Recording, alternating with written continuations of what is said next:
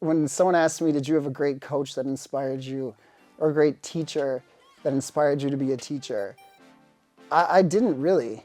I had coaches that were standard, probably run-of-the-mill coaches that had, I would say, now would be referred to as old school approaches. These were many of my high school teachers as well. I love the idea of doing things different and being innovative both in the classroom and on the basketball court. And I think the challenge of figuring out ways to bring the best out of your athletes and the best out of your students are challenges that are one and the same. You know, we've all seen the clips of the coaches in the old days yelling at players, and they probably didn't get the best out of their players back in the day.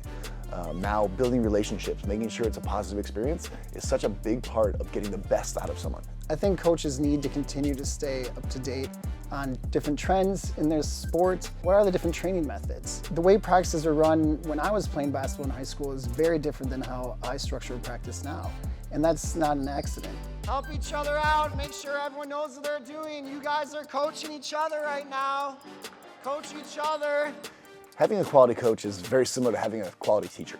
You know, that's the stuff that we learn over time, over the years. I remember my first year teaching and my first year coaching probably wasn't as good as I am now. I've been coaching ever since I've become a teacher, so almost 20 some years of basketball coaching. You learn the tricks of the trade along the way, you learn what makes people tick, what works in certain scenarios, all those different things. And you know, how you build camaraderie, how you build teamwork. When students are working together as a team, high-fiving each other when they're coming together in huddles, they're recommending what players should be doing, that positive communication comes forward. And so those are those little things that win games.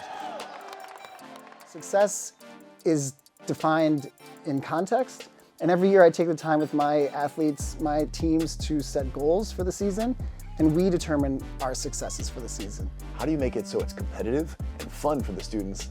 That's like the best part about coaching. Like turning a drill into a game.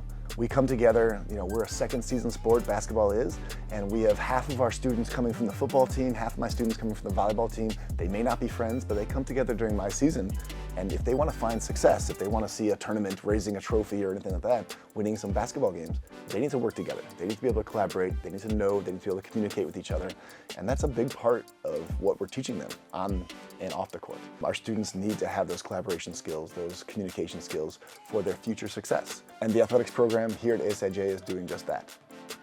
Athletics puts students in such authentic and novel situations where grit and resilience is absolutely necessary to accomplish the goal.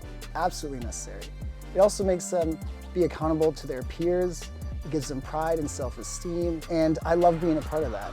I believe deeply in the importance of athletics to the development of young people and student athletes at the American School in Japan.